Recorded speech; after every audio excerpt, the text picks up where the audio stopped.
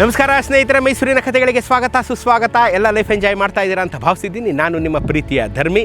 ಇವತ್ತು ನಾನು ನಿಮ್ಮನ್ನು ಕಿತ್ತೂರಿನ ಕೋಟೆ ಕರ್ಕೊಂಬಂದಿದ್ದೀನಿ. ಚೆನ್ನಮ್ಮನ ಕಿತ್ತೂರಿನ ಕೋಟೆ, ಐತಿಹಾಸಿಕ ಕೋಟೆಗೆ ನಾನು ನಿಮ್ಮನ್ನು ಕರ್ಕೊಂಬಂದಿದ್ದೀನಿ. ಅದ್ಭುತವಾದಂಥ ಕೋಟೆ ಕಣ್ರಿ, ರೋಮಾಂಚಕವಾಗ್ಬೋದು. ಇಲ್ಲಿ ನಡೆದಂಥ 2 ಯುದ್ಧಗಳು, ಒಳಗಡೆ ನಡೆದಂಥ ಸಂಧಾನ, ಮಾತುಕತೆ, ಅಲ್ಲಿರ್ತಕ್ಕಂಥ ಅಡುಗೆ ಮನೆ, ಸ್ನಾನದ ಮನೆ, ದೇವ್ರ ಮನೆ ಎಲ್ಲವನ್ನು ಪರಿಪರಿಯಾಗಿ ನಾನು ನಿಮಗೆ ಇವತ್ತು ತೋರಿಸೋವಂಥ ಸೌಭಾಗ್ಯ ನನ್ನದಾಗಿದೆ.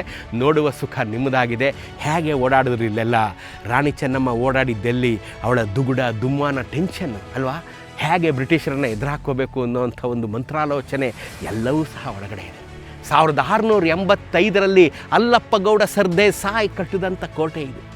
ಸಂಪಗಾವನಿಂದ ಕಿತ್ತುಕೊಂಡು ಬಂದ ಊರು ಕಿತ್ತೂರು ಅಂತ ಒಂದು ಮಾತಿದೆ. ಕಿತ್ತೂರಿನ ಇತಿಹಾಸ ಕಿತ್ತೂರಿಂದಲ್ಲ ಶುರುವಾಗಿದ್ದು. ಕಿತ್ತೂರಿನ ಇತಿಹಾಸ ಶುರುವಾಗಿದ್ದು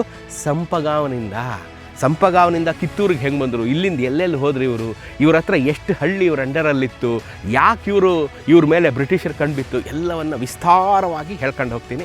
12 ಜನ ದೇಸಾಯಿಗಳು ಆಳಿದ್ರು. 5ನೇ ದೇಸಾಯಿ ಅಲ್ಲಪ್ಪಗೌಡ ಸರ್ದೇಸಾಯಿಯಿಂದ ಇಲ್ಲಿ ಸಂಸ್ಥಾನ ಕಂಟಿನ್ಯೂ ಆಯಿತು. ಈ ಕಿತ್ತೂರಿನ ಕೋಟೆ, ಈ ಕಿಲ್ಲಾ ಇದು ಬೃಹತ್ತಾದಂಥ ಕೋಟೆ, ಈ ಅರಮನೆಯನ್ನು ಕಟ್ಟಿದಂಥ ಕೀರ್ತಿ ಅಲ್ಲಪ್ಪಗೌಡ ಸರ್ದೇಸಾಯಿಗೆ ಹೋಗಬೇಕು. 30 ವರ್ಷಗಳಿಗೂ ಹೆಚ್ಚು ಅತ್ಯಂತ ವೀರತನದಿಂದ ರಾಜ್ಯ ಆಳಿದಾರೆ ಇಲ್ಲಿ. ಕಿತ್ತೂರಿನ ಹೀರೋಗಳು ಯಾರ್ಯಾರು ಅನ್ನೋದನ್ನು ನಾನು ಮುಂದಿನ ವಿಡಿಯೋಗಳಲ್ಲಿ ಹೇಳ್ತೀನಿ. The real unsung heroes of Kittur province. ಸ್ವತಂತ್ರ ಮಾಸದ ಅಂಗವಾಗಿ ಮೈಸೂರಿನ ಕಥೆಗಳು ಪ್ರಸ್ತುತಪಡಿಸಲಿದೆ ಮಿಂಚಿ ಮರೆಯಾದ ಕಿತ್ತೂರಿನ ವೀರರ ಕಥೆಗಳು, the untold stories and the unsung heroes of the Kittur.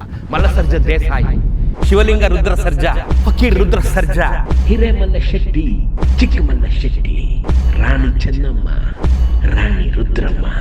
ಕಿತ್ತೂರನ್ನ ಸೂರ್ಯ ಚಂದ್ರ ಇರೋವರೆಗೆ ಈ ಗ್ರಾಮವನ್ನ ಇತಿಹಾಸದಲ್ಲಿ ಶಾಶ್ವತವಾಗಿಸಿದಂತ ಪ್ರಾತಸ್ಮರಣೀಯ ದೇಸಾಯಿ ಅಲ್ಲಪ್ಪಗೌಡ ಸರ್ದೇಸಾಯಿ. ಹೆದರಬೇಡಿ, ನಾವು ಕದಂಬರು.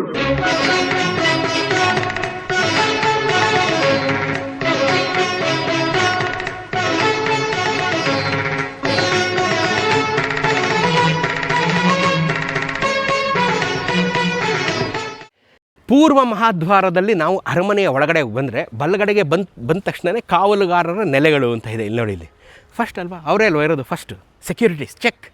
ಯಾವ ಆಫೀಸ್ಗೆ ಹೋದರೂ ಸೆಕ್ಯೂರಿಟಿ ಚೆಕ್ಕೇ ಇಂಪಾರ್ಟೆಂಟ್. ಸೊ ಇದು ಸೆಕ್ಯೂರಿಟಿ ಚೆಕ್. ಇದು ಅರಮನೆ ರೈಟ್ ಎಂಟ್ರೆನ್ಸ್, ಇದು ಪೂರ್ವದ ಎಂಟ್ರೆನ್ಸ್ ಇದು. ಸೊ ಅಲ್ಲಿ ಬಂದ ತಕ್ಷಣ ರೈಟ್ ಸೈಡಲ್ಲಿ ಇದಿದೆ ಸೆಕ್ಯೂರಿಟಿ ಚೆಕ್ಕು. ಮೇಲ್ಗಡೆಗೂ ಮೆಟ್ಲಿದೆ, ಮೆಟ್ಲು ಹತ್ಕೊಂಡು ಹೋಗ್ಬೋದು.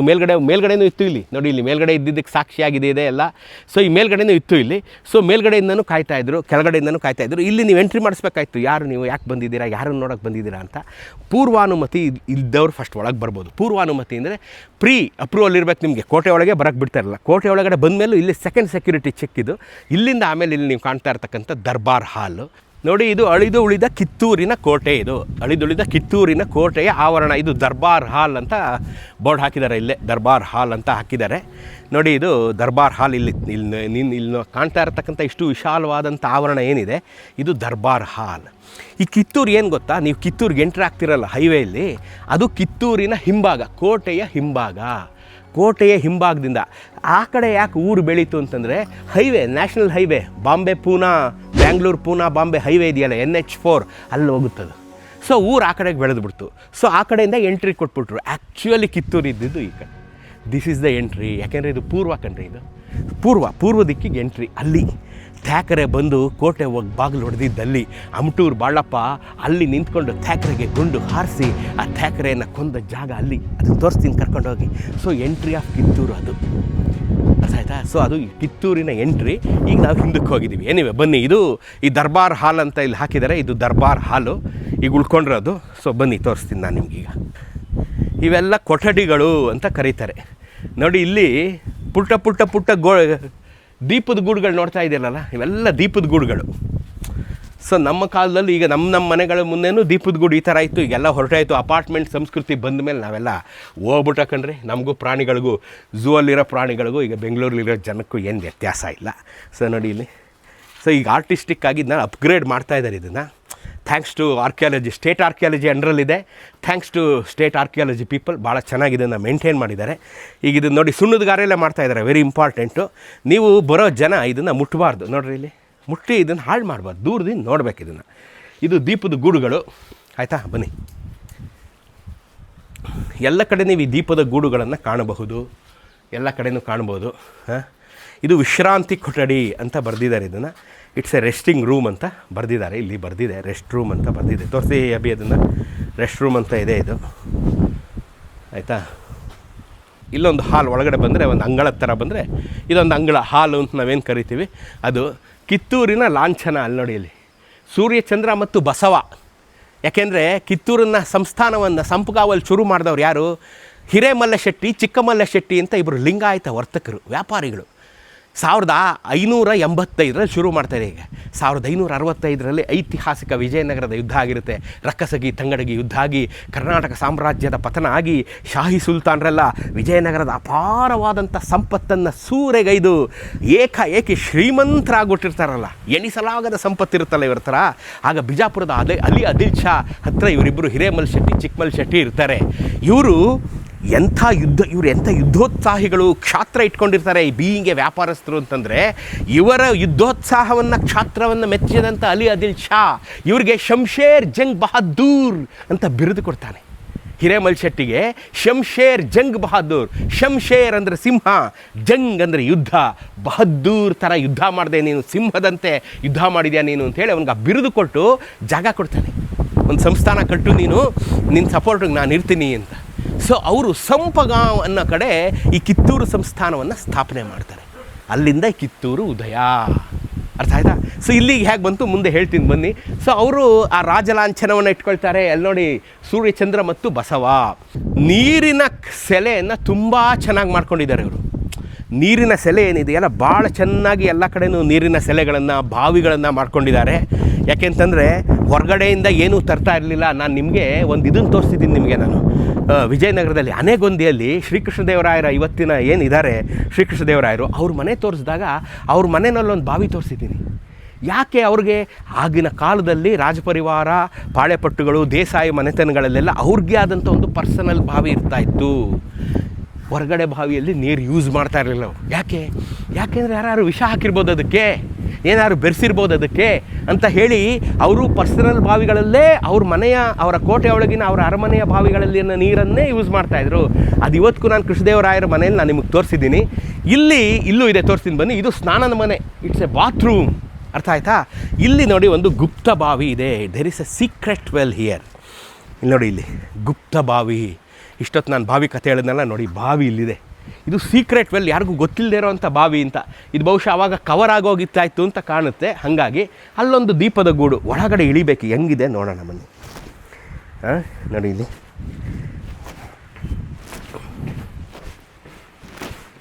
ಇಲ್ಲಿ ಬಂದರೆ ಇಲ್ಲಿ ಬಾವಿ. ಈ ಬಾವಿ ಮುಚ್ಚಿಬಿಟ್ಟಿದ್ದಾರೆ. ಈಗ ಒಂದು 10 ಅಡಿ ಆಳ ಇರ್ಬೋದು ಅಷ್ಟೇ. ಈಗ ನೋಡಿ ಅಭಿಯನ್ನು ತೋರಿಸಿ, ಒಂದು 10 ಅಡಿ ಆಳ ಇರ್ಬೋದು ಅಷ್ಟೇ. ಅದು ಬಾವಿ ಸಂಪೂರ್ಣವಾಗಿ ಮುಚ್ಕೊಂಡಿದೆ ಇದು ಬಾವಿ. ಆಯಿತಾ? ಬಾವಿಗೊಂದು ಬಾಗಿಲು. ಇಲ್ಲಿ ನೋಡಿ ಕಲ್ಲಿನ ಇದು, ಇಲ್ಲಿ ನೋಡಿ ಇಲ್ಲಿ ಪಿವೋಟ್ಸ್, ಕಲ್ಲಿನ ಪಿವೋಟ್ಗಳು. ಇಲ್ಲೊಂದು ಡೋರ್ ಇತ್ತು ಅನ್ನೋದಕ್ಕೆ ಅದು ಬಾವಿನ ಕ್ಲೋಸ್ ಮಾಡಿದ್ರು. ಇಲ್ಲಿಂದ ಕ್ಲೋಸ್ ಮಾಡಿ ಓಪನ್ ಮಾಡ್ತಾಯಿದ್ರೆ ಅಲ್ಲಿ ದೀಪದ ಗೂಡುಗಳು ತೋರಿಸಿ. ಅಲ್ಲಿ ದೀಪದ ಗೂಡುಗಳು ಬಾವಿಗೆ 3 ಕಡೆ ಮೇಲೆ, 3 ಕಡೆ ಮಧ್ಯ, ನೋಡಿ ಇಲ್ಲಿ 3 ಕಡೆ ಕೆಳಗೆ 9 ದೀಪ ಇಡ್ತಾಯಿದ್ರು ಇಲ್ಲಿ. ಆ ದೀಪದ ಬೆಳಕಿನಲ್ಲಿ ಬಾವಿಯ ನೀರು ಕಾಣ್ತಾ ಇತ್ತು. ಇಲ್ಲೂ ಒಂದು ದೀಪದ ಗೂಡು ಇದೆ. ಇಲ್ಲಿ ನೋಡಿ ಅಸಂಖ್ಯಾತ ದೀಪದ ಗೂಡುಗಳು. ಅಂದರೆ ಇದೆಷ್ಟು ಸೀಕ್ರೆಟ್ ಆಗಿರ್ತಾ ಇತ್ತು. ಬಹುಶಃ ಇದು ಕವರ್ ಆಗೋಗಿತ್ತ ಅಂತ ಅನಿಸುತ್ತೆ ನನಗೆ. ಇದು ಮೇಲೆ ಕವರ್ ಆಗೋಗಿತ್ತು, ಹಾಗಾಗಿ ಇದು ಗುಪ್ತ ಬಾವಿ ಇದು. ಸೊ ನೋಡಿ ಇಲ್ಲಿ ಇದು ನೀರಿನ ಸೆಲೆ. ಇದೊಂದು ನೀರಿನ ಸೆಲೆ. ಇಂಥ 3 ಬಾವಿ ಇದೆ ಇಲ್ಲಿ. ಇದೊಂದು ಬಾವಿ, ಇನ್ನೆರಡು ಬಾವಿನ ನಾನು ತೋರಿಸ್ತೀನಿ. ಇನ್ನೆರಡು ಬಾವಿಯನ್ನು ನಾನು ತೋರಿಸ್ತೀನಿ. ಇಲ್ಲಿ ಇದೊಂದು ಬಾವಿ ತೋರಿಸೋದನ್ನ ಆಯ್ತಾ. ಇದು ಇಲ್ಲಿ ಬನ್ನಿ. ಈಗ ಇಲ್ಲಿ ಬಂದರೆ ಇದು ಸ್ನಾನದ ಮನೆಗಳು. ನೋಡಿ ಇಲ್ಲೆಲ್ಲ ಟ್ಯಾಂಕ್, ನೀರಿನ ಟ್ಯಾಂಕ್, ಸಣ್ಣ ಸಣ್ಣ ತೊಟ್ಟಿಗಳು, ನೀರಿನ ತೊಟ್ಟಿ. ಇದು ಸ್ನಾನದ ಮನೆ. ಬಹುಶಃ ಇಲ್ಲಿಂದ ನೀರು ಎತ್ಕೊಂಡು ಸ್ನಾನ ಮಾಡೋಕ್ಕಿರ್ಬೋದು. ಇಲ್ಲಿಂದ ನೀರು ಎತ್ಕೊಂಡು ಸ್ನಾನ ಮಾಡೋಕ್ಕೆ. ಸೊ ಇದು ನೋಡಿ, ಇದು ನೀರಿನ ತೊಟ್ಟಿಗಳು, ಎಲ್ಲ ನೀರಿನ ತೊಟ್ಟಿಗಳು ಕಾಣ್ತವೆ. ಆಯಿತಾ? ಇಲ್ಲಿ ಬನ್ನಿ. ಈಗ ಇದೆಲ್ಲ ಸ್ವಲ್ಪ ರಿನೋವೇಟ್ ಆಗಿದೆ ನೋಡಿ. ಇಲ್ಲಿ ಇದೆಲ್ಲ ಈಗ ಸುಣ್ಣದ ಗಾರಿಯಲ್ಲಿ ಸ್ವಲ್ಪ ರಿನೋವೇಟ್ ಆಗಿದೆ, ನಮಗೆ ಚೆನ್ನಾಗಿ ಕಾಣ್ತಾ ಇದೆ. ಅರ್ಥ ಆಯ್ತಾ? ಇಲ್ಲಿ ಭಾಳ ಇಂಪಾರ್ಟೆಂಟ್ ನೋಡಿ, ಇದು ಸ್ನಾನದ ಮನೆ, ಅದು ಸ್ನಾನ ಮಾಡೋ ಜಾಗ. ಇದು ಬಾತ್ರೂಮ್. 2 ಡೋರ್ ಇದೆ ನೋಡಿ, ಇದು ಬಾತ್ರೂಮ್. ಇಲ್ಲಿ ಬಿಸಿನೀರು ಹಂಡೆ ಇತ್ತು. ಆ ಕಾಲದಲ್ಲಿ ಬಿಸಿನೀರು ಹಂಡೆ ಅನ್ನೋದು, ನಾವು ನೀರು ಹಂಡೆಯಲ್ಲಿ ಸ್ನಾನ ಮಾಡಿದ್ದೀನಿ, ಅದು ಸೌದೆ ಹಾಕೊಂಡು. ನೀವು ಮಾಡಿದ್ದೀರಲ್ವ, ಬೆರಣಿ, ಸೌದೆ, ಮರದ ಹೊಟ್ಟು ಎಲ್ಲ ಹಾಕಿ ಸ್ನಾನ ಮಾಡಿದ್ದೀರಲ್ವ, ನಾವು ಮಾಡಿದ್ದೀವಿ ನೋಡಿ. ಇಲ್ಲಿ ಇದೇ 2 ಬಿಸಿ ನೀರಿನ ಹಂಡೆಗಳು.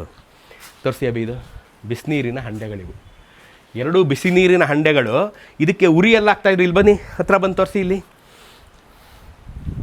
ಅಲ್ಲಿ ಹಂಡೆ ಹೂತಿದ್ದ ಹಂಡೆ ಇಲ್ಲ ಈಗ, ಹೂತಿದ್ದ ಹಂಡೆ ಇಲ್ಲ ನೋಡಿ. ಇಲ್ಲಿ ಈಚೆ ಕಡೆ ಇದ್ದ, ಇಲ್ಲಿ ಬನ್ನಿ, ಹಂಡೆ ಹೂತಿದ್ದ ಹಂಡೆ ಇಲ್ಲ ಈಗ ನೋಡಿ. ಇಲ್ಲಿಂದ ಉರಿ ಹಾಕ್ತಾಯಿದ್ರು ಅದಕ್ಕೆ, ಇಲ್ಲಿಂದ ಹಂಡೆ ಒಲೆ ಉರಿ ಹಾಕ್ತಾಯಿದ್ರು. ಆ ಕಡೆ ಹಂಡೆ ಬಿಸಿನೀರಲ್ಲಿ ಸ್ನಾನ ಮಾಡ್ಕೊತಾಯಿದ್ರು. ಹಂಡೆ ನೋಡಿ, ಇದಕ್ಕೆ ಸಪ್ರೇಟ್ ಎಂಟ್ರೆನ್ಸ್, ಅದಕ್ಕೂ ಇದಕ್ಕೆ ಸಂಬಂಧ ಇಲ್ಲ. ಅಲ್ಲೆರಡು ಡೋರು, ಇಲ್ಲೆರಡು ಡೋರು, ಅದು ಬಾಕ್ಲು ಹಾಕೊಂಬಿಟ್ರೆ ಸ್ನಾನದ ಮನೆ ಪ್ರೈವೇಸಿ. ಇಲ್ಲಿ ನೋಡಿ, ಇಲ್ಲಿ ನೋಡಿ, ಹಾಂ ಎಷ್ಟು ಚೆನ್ನಾಗಿದೆ ನೋಡ್ರಿ. ಇದು ಹಂಡೆ ಒಲೆ ಉರಿ ಆಗ್ತಿದ್ದು. ಈಗ ನಾವು ನಮ್ಮ ಮನೆಗಳಲ್ಲೆಲ್ಲ ಹಿಂದೆ ಕೆಲವ್ರ ಮನೇಲಿ ಒಳಗಿರ್ತಾಯಿತ್ತು ಹಂಡೆ ಒಲೆ, ಕೆಲವ್ರ ಮನೇಲಿ ಹೊರಗಡೆಯಿಂದ ಹಾಕೋದಿರ್ತಾಯಿತ್ತು ಅಲ್ವಾ. ಬನ್ನಿ ಎಲ್ಲ ನೋಡಿ, ಹಾಂ ಹೆಂಗಿದೆ ಆಯಿತಾ. ಸ್ನಾನದ ಮನೆ ತೋರಿಸಿದ್ನ, ಅಲ್ಲೂ ಒಂದು ತೊಟ್ಟಿ, ಇಲ್ಲೂ ಒಂದು ತೊಟ್ಟಿ ನೋಡಿ. ಇಲ್ಲಿ ಎಲ್ಲ ಕಡೆ ನೀರಿಗೆ ಸೆಲೆ ತುಂಬ ಚೆನ್ನಾಗಿ ವೆರಿ ಇಂಪಾರ್ಟೆಂಟ್ ಕೊಟ್ಕೊಂಡಿದ್ರು, ತುಂಬ ಮುಖ್ಯವಾಗಿ ಇಟ್ಕೊಂಡಿದ್ರು. ನೀರು ಅನ್ನೋದು ತುಂಬ ಮುಖ್ಯವಾದಂಥದ್ದು ಅನ್ನೋದು ಒಂದು ಇವರ ಮನಸ್ಸಲ್ಲಿತ್ತು. ಹಾಗಾಗಿ ಇದು ನೀರಿಂದು. ಇದೊಂದು ಭಾಳ ವಿಶೇಷವಾಗಿದೆ actually. Pole star vision room ಅಂತ ಇದೆ, ಧ್ರುವ ನಕ್ಷತ್ರ ವೀಕ್ಷಣಾಲಯ. ಇಲ್ಲಿ ಒಂದು ಉದ್ದನೆಯ ಕೊಳವೆಯನ್ನು ಮಾಡಿ ಇವರು ಕನ್ಸ್ಟ್ರಕ್ಟ್ ಮಾಡಿ ಬಿಟ್ಟಿದ್ದಾರೆ. ಅದು ಧ್ರುವ ನಕ್ಷತ್ರ ವೀಕ್ಷಣೆಗೆ. ಧ್ರುವ ನಕ್ಷತ್ರ ನೋಡೋದು ಹಿಂದೂಗಳಲ್ಲಿ ಅದೊಂದು ಪುಣ್ಯದ ಕೆಲಸ ಅಂತ ನಾವು ಭಾವಿಸ್ತೀವಿ. ಹಾಗಾಗಿ ಧ್ರುವ ನಕ್ಷತ್ರ ನೋಡಿ ಒಳ್ಳೆ ಕೆಲಸಗಳನ್ನು ಮಾಡ್ತೀವಿ ಅಂತ ನಮ್ಮದ್ರಲ್ಲಿದೆ. ಅರಮನೆ ಒಳಗೆ ಅದಕ್ಕೇ ಒಂದು ವಿಶೇಷವಾದಂಥ ಒಂದು ಬೆಳಕಿಂಡಿಯನ್ನು ಮಾಡ್ಕೊಂಡಿದ್ದಾರೆ. ಅಂದರೆ ಧ್ರುವ ನಕ್ಷತ್ರ ವೀಕ್ಷಣೆಗೆ ಏನು ನಕ್ಷತ್ರಗಳ ಚಲನೆ ಇರುತ್ತಲ್ಲ, ಹೌದು, ಎಲ್ಲ ನಕ್ಷತ್ರಗಳು ಚಲಿಸಿದ್ರೆ ನಾವು ಭೂಮಿ ಹೇಗೆ ತಿರುಗ್ತಾ ಇರುತ್ತೆ ಹಾಗೆ ನಕ್ಷತ್ರಗಳ ಚಲನೆಯೂ ನಾವು ನೋಡುವಂಥ ಆ್ಯಂಗಲ್ಗಳು ಬೇರೆ ಆಗ್ತಾಯಿದ್ರೆ, ಭೂಮಿಯ ಚಲನೆಗೆ ಸ್ಥಿರವಾಗಿ ನಿಂತಿರ್ತಕ್ಕಂಥ ನಕ್ಷತ್ರ ಈ ಪೋಲ್ ಸ್ಟಾರ್ ಅಥವಾ ಧ್ರುವ ನಕ್ಷತ್ರ ಯಾವಾಗಲೂ ಉತ್ತರ ದಿಕ್ಕಿನಲ್ಲಿ ನಮಗೆ ಕಾಣಸಿಗುತ್ತೆ. ಧ್ರುವ ನಕ್ಷತ್ರ ಒಂದೇ. ಹಾಗಾಗಿಯೇ ಹಿಂದೆ ಲೈಟು ಇಲ್ಲದೇ ಇರಕ್ಕಂಥ ಕಾಲದಲ್ಲಿ ಸಮುದ್ರ ನಾವಿಕರು, ಯಾತ್ರಿಕರು ಧ್ರುವ ನಕ್ಷತ್ರವನ್ನು ನೋಡಿಕೊಂಡು ಉತ್ತರ ದಿಕ್ಕನ್ನು ಕಂಡುಹಿಡ್ತಾ ಇದ್ರು. ನಿಮಗೆ ನೆನಪಿರ್ಬೋದು 1792 ಥರ್ಡ್ ಆಂಗ್ಲೋ ಮೈಸೂರು ವಾರಕ್ಕೆ ಮುಂಚೆ ಲೆಫ್ಟಿನೆಂಟ್ ಕರ್ನಲ್ ವಿಲಿಯಂ ಲ್ಯಾಂಬ್ಡನ್ ಮಳವಳ್ಳಿ ಯುದ್ಧದಲ್ಲಿ ಟಿಪ್ಪು ಸುಲ್ತಾನ್ರನ್ನು ಸೋಲಿಸಿದ ಮೇಲೆ ಇವರು ವೆಲ್ಲೆಸ್ಲಿ ಟೀಮು ವಾಪಸ್ ಹೋಗ್ಬೇಕಾದ್ರೆ ದಾರಿ ತಪ್ಪೋದಾಗ ಇದೇ ಲೆಫ್ಟಿನೆಂಟ್ ಕರ್ನಲ್ ವಿಲಿಯಂ ಲ್ಯಾಂಬ್ಡನ್ ಧ್ರುವ ನಕ್ಷತ್ರ ವೀಕ್ಷಣೆ ಮಾಡಿ ಅದನ್ನು ಅಂದಾಜು ಮಾಡ್ಕೊಂಡು ತನ್ನ ಕ್ಯಾಂಪಿಗೆ ಕರ್ಕೊಂಡೋದ. ಯಾಕೆಂದರೆ ರಾತ್ರಿ ಆಗ್ಬಿಟ್ಟಿತ್ತಾಗ, ಕ್ಯಾಂಪ್ ಎಲ್ಲೋ ಅಂತ ಮರ್ತೋಗ್ಬಿಟ್ಟು, ಅಂದರೆ ಕನ್ಫ್ಯೂಸ್ ಆಗ್ಬಿಟ್ಟಿದ್ರು ಬ್ರಿಟಿಷ್ನವರು. ಅದು ಕಾಡಲ್ವೇ, ನಮ್ಮ ಮಳವಳ್ಳಿ ಸೈಡೆಲ್ಲ ಕಾಡು, ಶಿವನ ಸಮುದ್ರದ ಕಾಡಲ್ಲಿ ದಾರಿ ತಪ್ಪಿದಾಗ ಧ್ರುವ ನಕ್ಷತ್ರ ವೀಕ್ಷಣೆ ಮಾಡಿ ಲೆಫ್ಟಿನೆಂಟ್ ಕರ್ನಲ್ ವಿಲಿಯಂ ಲ್ಯಾಂಬ್ಡನ್ ವೆಲ್ಲೆಸ್ಲಿನ ಕ್ಯಾಂಪಿಗೆ ಕರ್ಕೊಂಡದ, ವಾರ್ ಕ್ಯಾಂಪಿಗೆ ಅಲ್ವ. ಯಾಕೆಂದರೆ ಅದು ಸ್ಥಿರ ನಕ್ಷತ್ರ, ಒಂದೇ ಕಡೆ ಇರುತ್ತೆ. ಹಾಗಾಗಿಯೇ ನಾವಿಕರು ಹಿಂದೆ ಶತಶತಮಾನಗಳ ಹಿಂದೆ ಈ ಧ್ರುವ ನಕ್ಷತ್ರ ವೀಕ್ಷಣೆಯಿಂದ ತಾವು ಹೋಗುವಂಥ ದಿಕ್ಕನ್ನು ನಿರ್ಧಾರ ಮಾಡ್ತಾಯಿದ್ರು. ಈ ಕಿತ್ತೂರು ಅರಮನೆಯಲ್ಲಿ ಇಂಥದ್ದೊಂದು ಸೈನ್ಸ್ದು ಸಂಬಂಧಿಸಿದ ಒಂದು ತುಣುಕು ಇದೆ. ನೀವು ಬಂದಾಗ ಅದನ್ನು ನೋಡಿ ನಾನು ಹೇಳಿದ್ದನ್ನು ನೆನೆಸ್ಕೊಳ್ಳೋದನ್ನ ಮರಿಬೇಡಿ.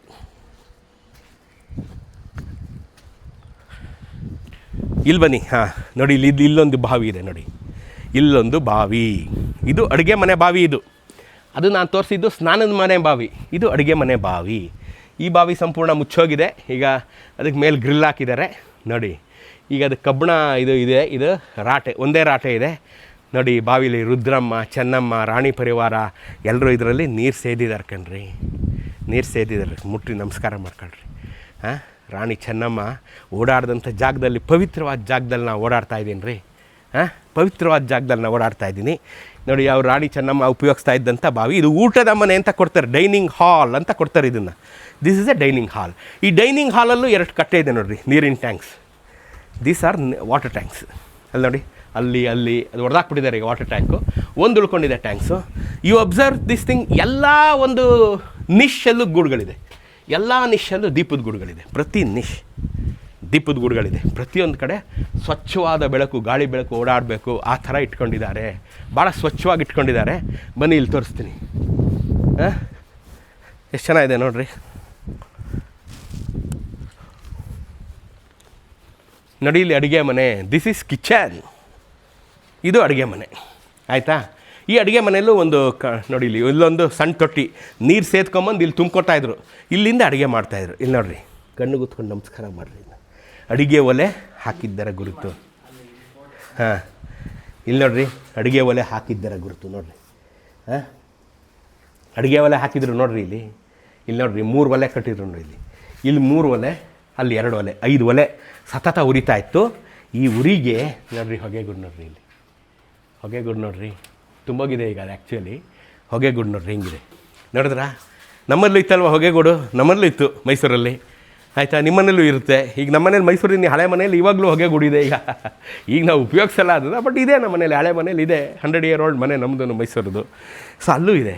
ಈ ಒಲೆ ನಮ್ಮನೇಲೂ ಒಲೆ ಕಟ್ಟಿದ್ವು ನಾವು. ಈ ಒಲೆಯಲ್ಲೂ ನಾವು ಅಡುಗೆ ಮಾಡಿ ಊಟ ಮಾಡಿದ್ದೀವಿ, ನಮ್ಮಮ್ಮ ಮಾಡಿಕೊಟ್ಟಿದ್ದಾರೆ. ನಿಮಗೂ ಆ ನೆನಪಿರುತ್ತೆ ನೋಡ್ರಿ. ಹಾಂ, ನೋಡಿದ್ರಲ್ವಾ? ಇದು ದೇವರ ಕೋಣೆ, ಇದು ದೇವ್ರ ಕೋಣೆ, ಆಯಿತಾ? ದೇವ್ರ ಕೋಣೆಗೆ ಫುಲ್ಲು ದೀಪಗಳಿದೆ, ಎಲ್ಲ ಕಡೆ ದೀಪಗಳನ್ನು ಇಟ್ಕೊಂಡಿದ್ದಾರೆ. ಇಲ್ಲಿ ನೋಡ್ರಿ, ಇಲ್ಲಿ ರಾಣಿ ಚೆನ್ನಮ್ಮ, ರಾಣಿ ರುದ್ರಮ್ಮ, ಮಲ್ಲಸರ್ಜಾ ಇವರೆಲ್ಲ ದೇವ್ರ ಪೂಜೆ ಮಾಡಿದ ಕೋಣೆ ರೀ ಇದು.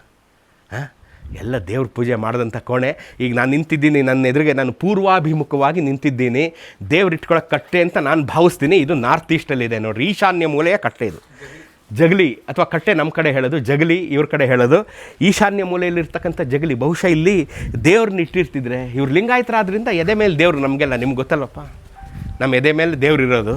ಸೊ ಹಾಗಾಗಿ ಶಿವಪೂಜೆ ಮಾಡೋಕ್ಕೆ ಶಿವಪೂಜಾ ಪರಿಕರಗಳನ್ನೇನಾದರೂ ಇಟ್ಕೊಂಡಿರ್ತಿದ್ರ ಇವರು ಅನ್ನೋ ಅಂಥದ್ದೊಂದಿದೆ ಇಲ್ಲಿ. ಇದು ನಾರ್ತ್ ಈಸ್ಟಲ್ಲಿದೆ ನೋಡಿರಿ. ಸೊ ಇದು ದೇವ್ರ ಮೂಲೆ ಪೂರ್ವಾಭಿಮುಖವಾಗಿ ಕೂತ್ಕೊಂಡು ಶಿವಪೂಜೆ ಮಾಡಿಕೊಟ್ಟಿದ್ವಿ. ಚೆನ್ನಮ್ಮ, ರುದ್ರಮ್ಮ, ಮಲ್ಲಸರ್ಜಾ ಇವರೆಲ್ಲ ಶಿವಪೂಜೆ ಮಾಡಿದಂಥ ಜಾಗ. ಅಥವಾ 1685ರಲ್ಲಿ ಇದನ್ನು ಕಟ್ಟಿದಂಥ ಅಲ್ಲಪ್ಪಗೌಡ ಸರ್ದೇಸಾಯಿ, ಅದಾದಮೇಲೆ ಬಂದಂಥ ಮಲ್ಲಪ್ಪಗೌಡ ಸರ್ದೇಸಾಯಿ, ಮುಲಿಮಲ್ಲಪ್ಪ ದೇಸಾಯಿ, ಮಲ್ಲಸರ್ಜಾ ಇವ್ರುಗಳೆಲ್ಲ ಪೂಜೆ ಮಾಡಿದಂಥ ಜಾಗ ಇದು ನೋಡ್ರಿ, ಅಲ್ವಾ? ಬನ್ನಿ ಈಗ. ತುಂಬ ಚೆನ್ನಾಗಿದೆ ಇದು. ಇದನ್ನು ನೀವು ಬಂದಾಗ ಇದನ್ನು ಅಬ್ಸರ್ವ್ ಮಾಡಬೇಕು. ಇದನ್ನು ನೀವು ಸ್ನೇಹಿತರೆ, ಇದು ನೋಡಿ, ಇದು ವೆಯ್ಟಿಂಗ್ ರೂಮ್. ಯಾತಿಕ್ ವೆಯ್ಟಿಂಗ್ ರೂಮ್ ಇದು? ಈ ಪೋರ್ಷನ್ ಏನಿದೆ, ಇಟ್ ಈಸ್ ಬಿಹೈಂಡ್ ದರ್ಬಾರ್ ಹಾಲ್. ದರ್ಬಾರ್ ಹಾಲ್ ಹಿಂಭಾಗದಲ್ಲಿ ಇವೆಲ್ಲ ಖಾಸಗಿ ಕೋಣೆಗಳಿವೆ. ಸೊ ಇದು ವೆಯ್ಟಿಂಗ್ ರೂಮ್. ಏನು ವೆಯ್ಟಿಂಗ್ ರೂಮು? ಈ ರಾಜ್ ಪರಿವಾರದವರು ಮೀಟ್ ಮಾಡೋಕ್ಕೆ ಬಂದಾಗ ಇಲ್ಲಿ ಒಳಗಡೆ ಏನೋ ಬೇರೆಯವ್ರ ಜೊತೆ ಮೀಟಿಂಗ್ ನಡೀತಾಯಿದ್ರೆ ಮಾಡ್ತಾಯಿದ್ರೆ, ಅಥವಾ ಅವರು ಇನ್ನೇರಾರು ಮಾಡ್ತಾಯಿದ್ರೆ, ಸೊ ಅಥವಾ ಇಲ್ಲಿ ಪೂಜೆ ಮಾಡ್ಕೊಂಡು ಈಚೆ ಬರ್ತಾಯಿದ್ದಾರೆ ಅಂತಂದರೆ ಕಾಯ್ತಾ ಇರೋದು, ಕೂತ್ಕೊಂಡು ಇಲ್ಲಿ ಕಾಯ್ತಾ ಇರೋದು. ಸೊ ಕಾಯ್ತಾ ಇದ್ದಾಗ ಇಲ್ಲಿಂದ ಮೀಟಿಂಗ್ ರೂಮ್, ಒಂದು ಸೀಕ್ರೆಟ್ ಮೀಟಿಂಗ್ ರೂಮ್ ಇದೆ, ತೋರಿಸ್ತೀನಿ ನಡೀರಿ. ಇಲ್ಲಿ ಒಂದು ನೋಡಿ, ದಿಸ್ ಈಸ್ ಮೀಟಿಂಗ್ ರೂಮ್. ಇದು ಮಂತ್ರಾಲೋಚನೆ, ಸೀಕ್ರೆಟ್ ಡಿಸ್ಕಷನ್ ರೂಮ್. ಇದು ದೊಡ್ಡದು. ಇದು it's not a room, it's a hall ಥರ ಇದೆ. It's a secret discussion room. ಮಂತ್ರಾಲೋಚನೆ ಮಾಡ್ತಾಯಿದ್ರು, ಅಲ್ಲಿ ವೆಯ್ಟ್ ಮಾಡ್ಕೊಂಡು ಇಲ್ಲಿ ಬರ್ತಾಯಿದ್ರು. ಆ ಕಡೆ ವೆಯ್ಟಿಂಗ್ ರೂಮ್ ಇತ್ತು, ಈ ಕಡೆ ಮಂತ್ರಾಲೋಚನೆ ಮಾಡ್ಕೊಂಡು ಡಿಸಿಷನ್ ಹೇಳೋಕ್ಕೆ ಹಿಂಗೆ ಬರ್ತಾಯಿದ್ರು. ಡಿಸಿಷನ್ ಹೇಳೋಕ್ಕೆ ಹಿಂಗೆ ಬಂದರೆ, ಸೊ ಇದು ದರ್ಬಾರ್ ನೋಡಿ, ಇಲ್ಲಿ ಇದು ದರ್ಬಾರ್, ಇದು ದರ್ಬಾರ್ ಹಾಲ್ ಇದು. ಸೊ ಇಲ್ಲಿ ಡಿಸಿಷನ್ಸನ್ನು ಹೇಳ್ತಾಯಿದ್ರು, ಇಲ್ಲಿ ಇಲ್ಲಿ ಅರ್ಥ ಆಯ್ತಾ? ಈಗ ಇಲ್ಲಿಗೆ ಬಂದ ಥ್ಯಾಕ್ರೆ ಬಂದಾಗ ಚೆನ್ನಮ್ಮನವ್ರನ್ನ ನೋಡೋಕ್ಕೆ ಬರಬೇಕು ಅಂತ ಬರ್ತಾನೆ. ಚೆನ್ನಮ್ಮನವ್ರು ಒಪ್ಪೋದಿಲ್ಲ, ನಾನು ನೋಡಲ್ಲ, ನಾವು ಪರಗಣಿಸ್ರನ್ನ ನಾವೆಲ್ಲ ಮೀಟ್ ಮಾಡೋ ಅವಶ್ಯಕತೆ ಇಲ್ಲ ಅಂತ. ಅವ್ನು ಇಲ್ಲ ಬರಬೇಕು, ನಾನು ಬಂದು ಕಾಯ್ತೀನಿ ಅಂತ ಹೇಳ್ತಾ ಇರ್ತಾನೆ. ಅವ್ನು ಬಂದಾಗ ಕಾದಿದ್ದಂಥ ಜಾಗನೇ ಅದು. ಇಲ್ಲಿಂದ ಬರ್ತಾನೆ ದರ್ಬಾರ್ ಹಾಲಿಂದ ಒಳಗಡೆ ಬಂದು,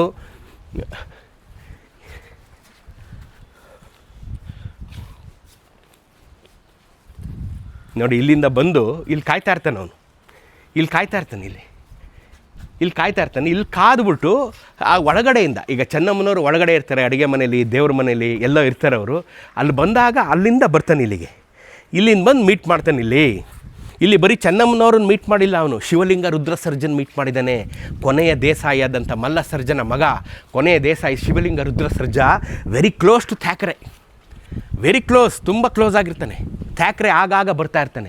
ಅವನು ಹುಷಾರು ತಪ್ಪಿಟ್ಟು ಬೇಕು ಸತ್ತೋಗ್ತಾನಲ್ಲ. ಸೊ ಹುಷಾರು ತಪ್ಪಿದಾಗ ಅವನಿಗೆ ಇಂಗ್ಲೀಷ್ ಮೆಡಿಸಿನ್ ತಂದು ಕೊಡ್ತಿದ್ದವನೇ Thackeray.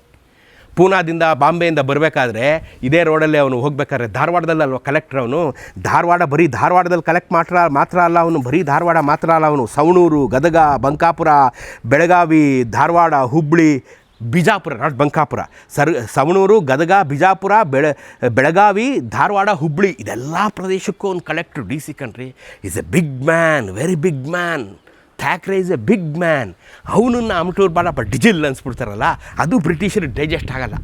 That is the day Thackeray died is the day Kittur started falling down. ಅರ್ಥ ಆಯ್ತು ನಿಮಗೆ? The day Thackeray died, the day Kittur started falling down. So ಅಂತಹ ದೊಡ್ಡ ಮನುಷ್ಯ ಅವನು. Thackeray is a very close friend to Shivalinga Rudra Sarja.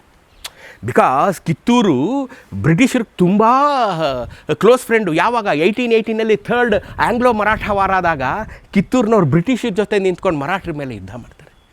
ಆ Maratha ವಾರನ, Anglo Maratha ವಾರನ ಬ್ರಿಟಿಷರು ಗೆಲ್ತಾರೆ. ಅವತ್ತಿಂದ ಅವರು ತುಂಬ ಕ್ಲೋಸ್ ಆಗಿರ್ತಾರೆ. ಆ ಯುದ್ಧದಲ್ಲಿ ಬ್ರಿಟಿಷರಿಗೆ ಸಹಾಯ ಮಾಡಿದವನು ಮಲ್ಲಸರ್ಜಾ ದೇಸಾಯಿ. ಕಿತ್ತೂರು ಚೆನ್ನಮ್ಮನ ಗಂಡ ಮಲ್ಲಸರ್ಜ ದೇಸಾಯಿ. ಹುಲಿ ಅಂತೆ ರಾಜ್ಯಭಾರ ಮಾಡಿದವನು. 32 ವರ್ಷಗಳ ಕಾಲ ಈ ಉತ್ಸವದಂತೆ ರಾಜ್ಯಭಾರ ಮಾಡಿದವನು ಮಲ್ಲಸರ್ಜ ದೇಸಾಯಿ.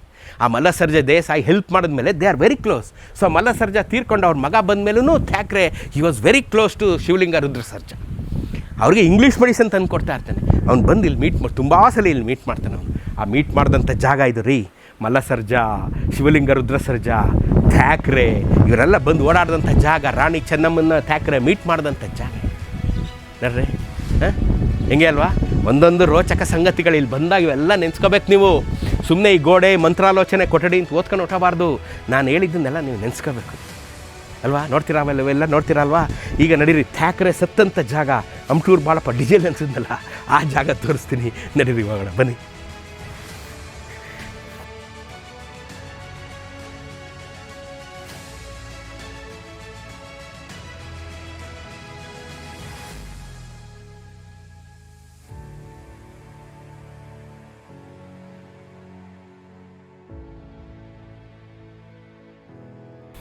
ಅಕ್ಟೋಬರ್ 24, 1824 ಥ್ಯಾಕ್ರೆ ಬಂದಂಥ ಜಾಗ ಇದು. ಅವನು ಸತ್ತು ಬಿದ್ದಂಥ ಜಾಗ ಇದು.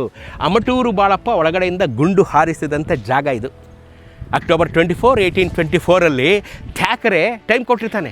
ಅದಕ್ಕೆ ಮುಂಚೆ 3-4 ಸಲ ಬಂದು ಚೆನ್ನಮ್ಮನವ್ರನ್ನ ಕೇಳಿರ್ತಾನೆ, ಮೀಟ್ ಮಾಡೋಣ, ಮಾತಾಡೋಣ, ಇದನ್ನು ಸಾಲ್ವ್ ಮಾಡೋಣ ಅಂತ. ಚೆನ್ನಮ್ಮನವ್ರು ಒಪ್ಪಲ್ಲ, ನಿನ್ನನ್ನು ಮೀಟ್ ಮಾಡೋಕ್ಕಾಗೋದೇ ಇಲ್ಲ, ಸಾಧ್ಯನೇ ಇಲ್ಲ, ನೀನು ಯಾರು ಬಂದು ನಮ್ಮ ಹತ್ರ ಇದನ್ನೆಲ್ಲ ನೀನು ಡೈರೆಕ್ಷನ್ ಮಾಡಿಕೊಡೋಕ್ಕೆ ನೀನು ಅಂತ ಅವಳು ಬೈದು ಕಳಿಸ್ಬಿಟ್ಟಿರ್ತಾಳೆ. ಸೊ ಹಂಗಾಗಿ final count down has started on October 24, 1824. Thackeray ಹೇಳ್ತಾನೆ, ಒಂದು ಗಡಿ ಟೈಮ್, ಒಂದು ಗಡಿ ಅಂದ್ರೇನು 24 ನಿಮಿಷ. ಈ ಕಡೆ ಹಿಂದಿಲೊಂದು ಮಾತಿದೆ, ಗಡಿ ಕ್ಯೂ ಆತ ಆಯಿತು ದಿಮಾಗ್ ಖಾನೆ ಕೇಳಿಯೇ ಅಂತ. ಅದೇ ಗಡಿ ಯಾಕೆ ಬರ್ತೀಯ? ಗಡಿ ಅಂದರೆ 24 ನಿಮಿಷ, ಪ್ರತಿ 24 ನಿಮಿಷಕ್ಕೆ ಒಂದು ಗಡಿ ಅಂತ ಈ ಕಡೆ. ಹಾಗಾಗಿ ಒಂದು ಗಡಿ ಟೈಮ್ ಕೊಡ್ತೀನಿ ಅಂತಾನೆ ಥ್ಯಾಕ್ರೆ. ಅಂದರೆ 24 ನಿಮಿಷ ನಿಮ್ಗೆ ಟೈಮ್ ಕೊಡ್ತೀನಿ, ನೀವೇನಾದರೂ ಬಾಗಿಲು ತೆಗಿಲಿಲ್ಲ ಅಂದರೆ ನಾವು we will start the war ಅಂತ ಹೇಳ್ತಾನೆ. ಈ ಬಾಗಿಲು ಕ್ಲೋಸ್ ಆಗಿರುತ್ತೆ. ಒಳಗಡೆ ಒಂದು 5,000 ಜನ ಅಂದಾಜು ಸೈನಿಕರು ಜಮಾವಣೆಗೊಂಡಿರ್ತಾರೆ. ಇಲ್ಲಿ ಬ್ರಿಟಿಷ್ ಸೈನ್ಯ ಇಲ್ಲಿ ಜಮಾವಣೆಗೊಂಡಿರುತ್ತೆ. ಥ್ಯಾಕ್ರೆ ಅದರ ಮೇಲ್ವಿಚಾರಕನಾಗಿರ್ತಾನೆ. ಸೊ 24 ನಿಮಿಷ ಟೈಮು ಅಂತ ಅವ್ನು ಹೇಳಿರ್ತಾನೆ. ಹೇಳಿದಾಗ ಅವ್ರ ಆಫೀಸರ್ಸ್ಗೆ ಹೇಳಿರ್ತಾನೆ, wait for 24 minutes, if they don't open the doors start the war on 25th minute ಅಂತ ಹೇಳಿ. 25ನೇ ನಿಮಿಷಕ್ಕೆ ನೀವು ವಾರ್ ಸ್ಟಾರ್ಟ್ ಮಾಡಿ ಅಂತ ಡೈರೆಕ್ಟ್ ಮಾಡಿರ್ತಾನೆ. ಆದರೆ ಇವರು 18ನೇ ನಿಮಿಷಕ್ಕೆ ಬಾಗಿಲು ತೆಗೆದುಬಿಡ್ತಾರೆ, which is never except by the British troops. They are not expected. ಇವನು 18ನೇ ನಿಮಿಷಕ್ಕೆ ಬಾಗಿಲು ತೆಗಿತಾನೆ ಅಂತ ಎಕ್ಸ್ಪೆಕ್ಟ್ ಮಾಡಿಲ್ಲ. ಇವರೇ ಬಾಗಿಲು ತೆಗಿತಾರೆ. ಇವ್ರು ಕಂಪ್ಲೀಟ್ ಇವರು ರೋಷ ತುಂಬಿ ತಿರುಗ್ತಾ ಇರುತ್ತೆ ಕಿತ್ತೂರು ಸೈನಿಕರಿಗೆ. ಇವ್ರು ಯಾರು ನಮ್ಮನ್ನು ಹೆದರ್ಸೋಕ್ಕೆ ಅಂದ್ಬಿಟ್ಟು ತೆಗಿರಲ್ಲ ಬಾಗಿಲು, ಅವನೇನು ಕಾಯೋದು, ನಾವೇ ಹೊಡೆದಾಕ್ಬಿಡೋಣ ಅವ್ರನ್ನ ಅಂತ ಬಾಗಿಲು ತೆಗೆದಿದ್ದೇ ಯುದ್ಧಕ್ಕೆ ಬಿದ್ದುಬಿಡ್ತಾರೆ. ಅವರು ಅಪ್ರತಿಭರಾಗಿ ನೋಡ್ತಿದ್ದಂಗೆ ಯುದ್ಧ ಇದೇನು ಶುರು ಆಗೋಯ್ತಲ್ಲ ಅಂತ. ಆಮೇಲೆ ಅಲ್ಲೆಲ್ಲೋ ನಿಂತಿದ್ದಂಥ ಥ್ಯಾಕ್ರೆ, ಇದೇನಾಗ್ತಾ ಇದೆ, ಯುದ್ಧ ಇನ್ನೂ 24 ನಿಮಿಷ ಆಗಿಲ್ಲ, ಆಗಲೇ ಯುದ್ಧ ಶುರು ಆಯ್ತಾ? ಕುದುರೆ ಮೇಲೆ ಟಕ ಟಕ ಟಕ ಟಕ ಅಂತ ಬರ್ತಾ ಇರ್ತಾನೆ. ಅಮಟೂರು ಬಾಳಪ್ಪ ಡಿಜಿಲ್. Thackeray was not expected. Amatur Balappa was not expected. ಯಾರಿಗೂ ಇದು ಎಕ್ಸ್ಪೆಕ್ಟೇಷನ್ ಇಲ್ಲ. ಅವ್ನು ಬಂದು ಆಕಸ್ಮಿಕವಾಗಿ ಅಮಟೂರು ಬಾಳಪ್ಪ ಹಾರಿಸಿದ ಗುಂಡಿಗೆ ಬಲಿಯಾಗೋಗ್ತಾನೆ ಥ್ಯಾಕ್ರೆ. ಸೊ ಎಂಟೈರ್ ಸೀನು ಸ್ತಬ್ಧ ಆಗ್ಬಿಡ್ತು. ಥ್ಯಾಕ್ರೆ ಅಂತ ಥ್ಯಾಕ್ರೆ ಸವಣೂರು, ಗದಗ, ಬಿಜಾಪುರ, ಬೆಳಗಾವಿ, ಹುಬ್ಬಳ್ಳಿ, ಧಾರವಾಡ ಇಷ್ಟು ವಿಶಾಲ ಪ್ರದೇಶಕ್ಕೆ ಕಲೆಕ್ಟ್ರು, DC, ಕಮಿಷನರ್ ಥ್ಯಾಕ್ರೆ ಒಂದೇ ಒಂದು ಗುಂಡಿಗೆ ಡಿಜಿಲ್ ಅಂತ ಮಲಗಿಬಿಟ್ಟಿರ್ತಾನೆ. ಇಲ್ಲಿ ದಂಗ ಬಡ್ದೋಗ್ತಾರೆ. ಎಲ್ಲರೂ ಓಡೋಕ್ಕೆ ಶುರು ಮಾಡ್ತಾರೆ. ಓಡೋಕ್ಕೆ ಶುರು ಮಾಡಿದ ತಕ್ಷಣ ಕಿತ್ತೂರಿನ ಸೈನಿಕರು ಅವ್ರನ್ನೆಲ್ಲ ಬಡ್ದು ಅರೆಸ್ಟ್ ಮಾಡಿ ಒಳಗೆ ಕರ್ಕೊಂಡು ಹೋಗ್ತಾರೆ. ಅದರಲ್ಲಿ ಮೇನ್ ಇಂಪಾರ್ಟೆಂಟ್ 2 ಬ್ರಿಟಿಷ್ ಆಫೀಸರ್ಸ್ ಇರ್ತಾರೆ, ಸ್ಟೀವನ್ಸನ್ ಆ್ಯಂಡ್ ವಾಲ್ಟರ್ ಎಲಿಯಟ್.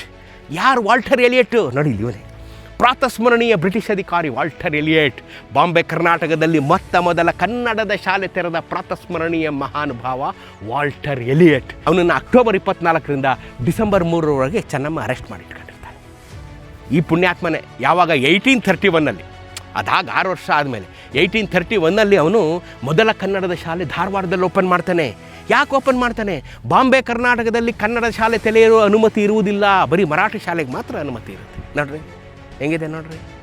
ಇದನ್ನು ಪ್ರತಿಭಟಿಸಿದ್ದು ಯಾರು? ಬ್ರಿಟಿಷ್ ಅಧಿಕಾರಿ. ಅವನಿಗೇನಾಗಬೇಕಾಯಿತು? ಕನ್ನಡದ ಮೇಲಿನ ಮಮತೆ, ಧಾರವಾಡದ ಮಣ್ಣಿನ ಅನ್ನವನ್ನು ತಿಂದಂಥ ಋಣ ಅವನನ್ನು ಪ್ರೇರೇಪಿಸುತ್ತೆ. ಇಲ್ಲೊಂದು ಕನ್ನಡದ ಶಾಲೆ ತೆರಿಬೇಕು ಅಂತ ಅನಿಸುತ್ತೆ. ಅವನು ತನ್ನ ಸ್ವಂತ ಖರ್ಚಿನಲ್ಲಿ ಜಮೀನು ಖರೀದಿ ಮಾಡ್ತಾನೆ, ತನ್ನ ಸ್ವಂತ ಖರ್ಚಿನಲ್ಲಿ ಶಾಲೆ ಕಟ್ಟಿಸ್ತಾನೆ, ತನ್ನ ಸ್ವಂತ ಖರ್ಚಿನಲ್ಲಿ ಮೇಷ್ಟ್ರುಗಳನ್ನು ನೇಮಕ ಮಾಡ್ಕೊತಾನೆ, ತನ್ನ ಸ್ವಂತ ಖರ್ಚಿನಲ್ಲಿ ಮೇಷ್ಟ್ರುಗಳಿಗೆ 3 ವರ್ಷಗಳ ಕಾಲ ಸಂಬಳ ಕೊಡ್ತಾನೆ. ಐ ರಿಪೀಟ್, 3 ವರ್ಷಗಳ ಕಾಲ ಸಂಬಳ ಕೊಡ್ತಾನೆ. 3 ವರ್ಷ ಶಾಲೆಯನ್ನು, ಕನ್ನಡದ ಶಾಲೆಯನ್ನು ನಡೆಸಿದಂಥ ಪ್ರಾತಸ್ಮರಣೀಯ ಮಹಾನುಭಾವ ಬ್ರಿಟಿಷ್ ಅಧಿಕಾರಿ ವಾಲ್ಟರ್ ಎಲಿಯಟ್. ಇವನನ್ನು ಇಲ್ಲಿ ಅರೆಸ್ಟ್ ಮಾಡಿರ್ತಾರೆ. ಬಟ್ ಇವ್ರಿಗೆ ಗೊತ್ತಿಲ್ಲ ರೀ ಅವ್ನು ಈ ಥರ ಎಲ್ಲ ಒಳ್ಳೆತನ ಅಂತ.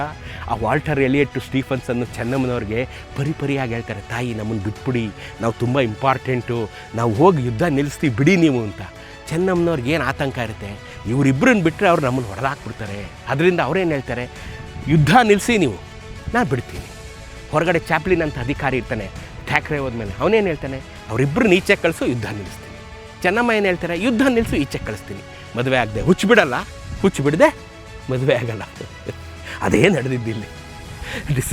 ಅಕ್ಟೋಬರ್ 24ರಿಂದ ಡಿಸೆಂಬರ್ 3ವರೆಗೆ ನಡೆದಿದ್ದೇ ಇದು. ನೀನು ಕಳಿಸು ಅಂತ ಇವನು, ಯುದ್ಧ ನಿಲ್ಲಿಸು ಅಂತ ಇವರು. ಕೊನೆಗೆ ಯುದ್ಧ ಆಗುತ್ತೆ. 30 hours ಆಫ್ ವಾರ್. ಡಿಸೆಂಬರ್ 3ನೇ ತಾರೀಕು ಇದನ್ನು ಒಡ್ಕೊಂಡು ಹೋಗ್ತಾರೆ 1824. ಒಳಗಡೆ 30 ಗಂಟೆಗಳ ಕಾಲ ಯುದ್ಧ, ಧನ ಧನ ಧನ ಅಂತ ನಡೆಯುತ್ತೆ. ಆಮೇಲೆ ಎಲ್ಲರೂ ಅರೆಸ್ಟ್ ಆಗ್ತಾರೆ. ಅರೆಸ್ಟ್ ಆದಮೇಲೆ ಮುಂದಿನ ಕಥೆ, ಅದನ್ನು ತುಂಬ ಡೀಟೇಲ್ ಇದೆ, ತುಂಬ ಡೀಟೇಲ್ ಹೇಳ್ತೀನಿ. ನಾನು ಬುರುಜ್ ಮೇಲೆ ಬಂದಲ್ಲ, ಅದಕ್ಕೆ ನೋಡ್ಕೊಂಡೆ. ನೀವು ಕೋಟೆಗೆ ಬಂದಾಗ ಇದು ಗೇಟ್ ಓಪನ್ ಇರುತ್ತಿದ್ದು, ನೀವು ಓಡಾಡ್ಬೋದು. ಅಲ್ಲಿ ಓಪನ್ ಇದ್ದಾಗ ಬಂದು ಒಂದು ಸ್ವಲ್ಪ ಅಷ್ಟು ದೂರ ಹೋಗ್ರಿ, ಅದೆಲ್ಲ ಬ್ರಿಟಿಷ್ ಸೈನ್ಯ ಬಂದಂಥ ದಾರಿ. ಇಲ್ಲಿ ಕೋಟೆ ಬಾಗಿಲಿಗೆ ನುಗ್ಗಿದಂಥ ದಾರಿ, ಕೋಟೆಯ ಬಾಗಿಲನ್ನು ಒಡೆದು ಕೋಟೆಯೊಳಗೆ ಅರಮನೆಯೊಳಗೆ ನುಗ್ಗಿದಂಥ ದಾರಿ, ಚೆನ್ನಮ್ಮನವ್ರನ್ನ ಬಂಧಿಸಿ ಬೈಲು ಹೊಂಗಲಕ್ಕೆ ಕರ್ಕೊಂಡು ಹೋದಂಥ ದಾರಿ ಇದು, ಕೋಟೆಯ ದಾರಿ ಇದು. ನೋಡಿರಿ, ಎಂಥ ದುರಂತ ಕತೆಗೆ ಸಾಕ್ಷಿಯಾದಂಥ ದಾರಿ, ದುರಂತ ಕತೆಗೆ ಸಾಕ್ಷಿಯಾದಂಥ ಕೋಟೆ. ಅಲ್ಲಿ ಇವತ್ತು ನಾನು ನಿಂತಿದ್ದೀನಿ. ಕರ್ನಾಟಕದಾದ್ಯಂತ ಇಂಥ ದುರಂತ ಕತೆಗಳು ನಮ್ಮನ್ನು ಕಾಡ್ತವೆ ಅಲ್ವಾ? ಇವೆಲ್ಲ ನಾವು ಮರಿಬಾರ್ದು. ಬನ್ನಿ.